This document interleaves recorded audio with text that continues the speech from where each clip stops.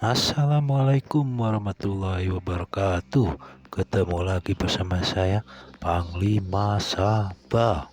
Oke guys, kita lanjutin lagi guys di tokoh abad ke-9 ya. Masih di tokoh abad ke-9. Sekarang bernama Abu Hanifah Al-Dinawari, wafat 895 Masehi.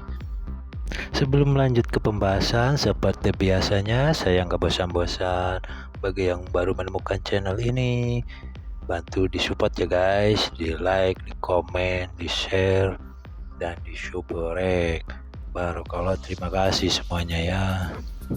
Abu Hanifah ini tokoh yang berasal dari Persia. Persia itu Iran ya, kota Iran. Ia ahli dalam bidang ilmu tumbuh-tumbuhan, sejarah, ilmu falak, tafsir, ilmu waris, logika, balaghah, syair, ilmu hitung, dan aljabar. Dari sekian banyak keahliannya yang sangat menonjol, signifikan, itu lebih ke ahli dalam mendalami tumbuh-tumbuhan.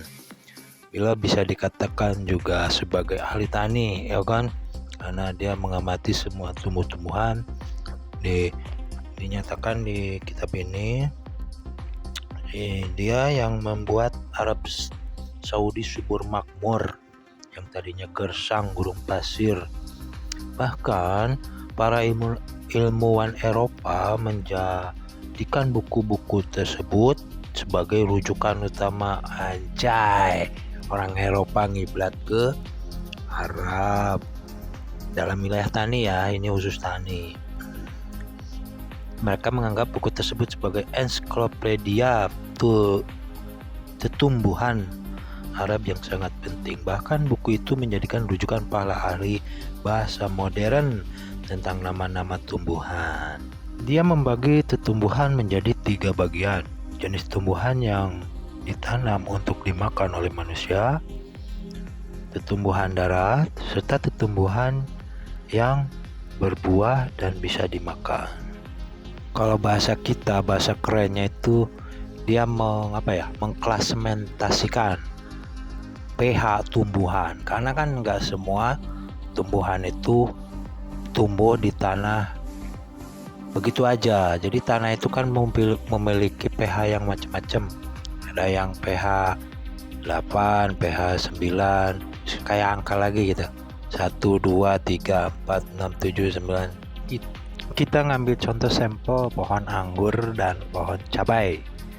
Petani anggur sama petani cabai pasti tahu bagaimana cara agar pohon ini tumbuh subur tanpa ada penyakit. Yakni yang pertama adalah membenahi tanahnya dulu, mengukur pH tanahnya dulu. Apakah pH tanahnya udah 6, sekian atau malah jeblok di bawah 5, misalkan 4 sekian. Aku yakin jika tanah di dalam pot atau di kebun kita pH-nya 4, terus kita tanam pohon cabai, kita tanam pohon anggur, walaupun itu bibitnya bagus ya, katakanlah beli bibit cabai yang super unggul di toko Shopee, Tokopedia dan lain sebagainya, ada kan yang jualan kayak gitu. Toko bibit super unggul diambil dari indukan yang berkualitas. Yes, betul. Kita percaya aja ya, iyain aja biar cepet. Tapi kita tanam di tanah yang pH-nya 4. Cabai itu akan mati, anggur itu nggak bakalan tumbuh. Begitu, karena anggur dan cabai membutuhkan pH di sekitar 6, sekian.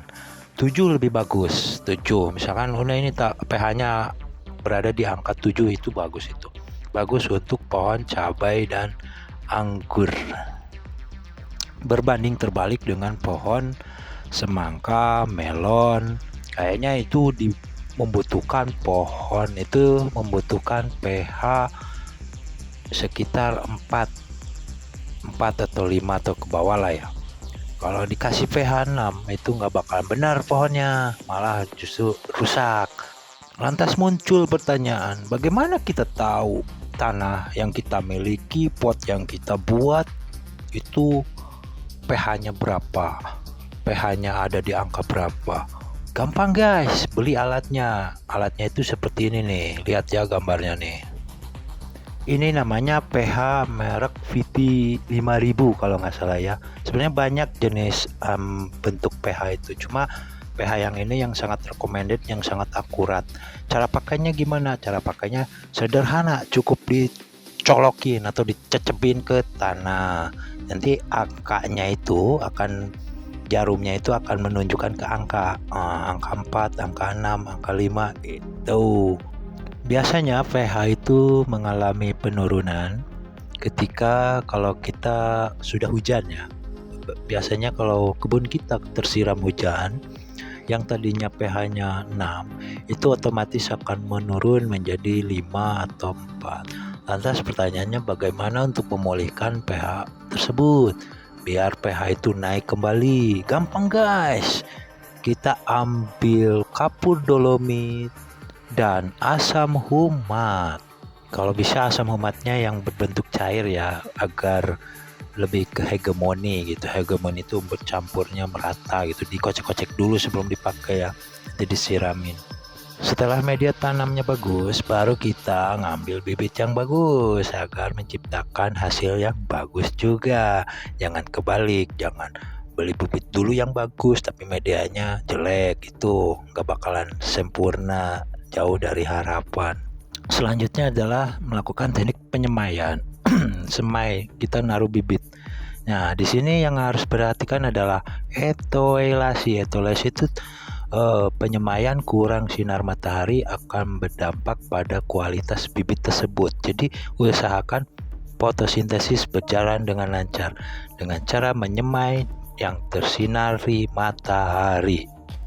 Setelah pohon itu tumbuh dan membesar, itu masuk fase generatif ya. Kalau dalam bahasa kami dipisah dengan fase generatif atau fase pertumbuhan dari biji sampai besar. Nah, itu saya rekomendasikan pemberian pupuk NPK 1616. Dalam masa pertumbuhan seperti ini, kita harus sering ngecek pH tanahnya. Karena kalau pH tanahnya naik turun tidak stabil, ini akan mengakibatkan pertumbuhan terhambat, daun akan mengurangi nutrisinya, kalsiumnya akan berkurang dan lain sebagainya. Itu akan memicu datangnya hama, baik hama itu berupa jamur atau hama berupa kutu dan lain sebagainya. Kita juga harus menyediakan siap sedia dengan yang namanya insektisida, fungisida, bakterisida dan lain sebagainya. Next, berikutnya, anggap aja pohonnya udah besar, muncul bunga, maka hentikanlah penggunaan NPK 1616. Ganti ke MKP merah atau putih. Karena dulu pernah kasus ya, jadi ada petani jagung yang dimana jagungnya itu udah mulai berbunga, udah bakal jadi buah, tapi dia kasih terus NPK, itu pohonnya jadi banyak ulatnya, panennya gagal guys. Setelah pohon kita berbuah, jangan bangga dulu guys, kita banyak tahapan lagi, banyak rintangan. Biasa kita menemukan yang namanya hama lalat buah, dimana hama lalat buah itu, kita punya pohon mangga nih ya, mau kita sampai masak, mau diolah, ya pas sudah diolah, dibelah, udah banyak belatungnya guys, itu tanda lalat buah sudah masuk. Bagaimana cara menghindari lalat buah? Salah satu caranya adalah dengan menanam pohon bunga di kebun kita. Semakin banyak bunga, semakin bagus, karena akan datang kumbang, dan kumbang ini akan mengusir hama-hama. Itu salah satunya. Yang kedua, lalat buah itu sangat suka dengan warna biru dan oranye ya, merah oranye itu kayak warna minyak kelapa itu. Nah, kalian ambil barang itu berwarna itu, terus olesin lem gajah, gantung-gantungin aja di pohon, nanti akan tergoda, menempel di situ, terpancing dan mati semuanya. Oh ya guys, satu lagi terlewat, hama trip. Hama trip itu sama seperti binatang kecil ya. Dia hanya menyerang pohon-pohon yang baru tumbuh. Biasanya kalau pohon yang baru tumbuh kena hama trip itu pucuknya menghitam dan mati. Caranya sangat mudah. Nah, hama trip ini sangat menyukai warna putih. Kamu cari potongan pralonnya kan ada warna putih, kamu olesin sama lem gajah dan gantung-gantungin di sekitar pohon itu, insya Allah akan tertempel dan mati. Selain itu juga ada problem lain ya, ada beberapa jenis pohon buah-buahan yang sulit berbuah, yakni pohon kelengkeng. Jadi pohon kelengkeng itu kan ada 8 variasi ya, ada 8 jenis. Nah, yang dua ini, yang jenis new kristal sama jenis itok ini sulit berbuah. Maka solusinya saya rekomendasikan melakukan booster. Belilah booster kimia yang udah berbentuk saset di toko-toko petani, atau kita mau bikin sendiri bisa. Caranya bisa pakai nasi bekas, bisa tuh kalau ada nasi bekas pakai, atau bisa dengan daun dari daun pohon bunga mawar. Nah, kamu punya mawar nggak di rumah, ambil daunnya, itu bisa dijadikan booster. Kalau bunga mawarnya bisa dijadikan bakterisida. Bakterisida itu untuk memulihkan pohon-pohon yang kena hama tripnya. Karena tanda-tandanya udah jelas ya, menghitam daun pucuknya itu. Nah, kita kasih bakterisida, bagus tuh, akan tumbuh lagi. Selain bakterisida ya, hama tripnya juga ditangkap ya. Oke guys, kita akhiri saja karena materinya sudah habis. Semoga informasi yang kami sampaikan bermanfaat, khususnya untuk para petani yang baru terjun ke dunia tani. Dan jangan lupa bagi yang baru menemukan channel ini, bantu di like, komen, share, dan subscribe ya guys, agar channel ini semakin berkembang. Barokallah, alhamdulillah. Akhirul kalam, wabillahi taufiq wal hidayah. Wassalamualaikum warahmatullahi wabarakatuh.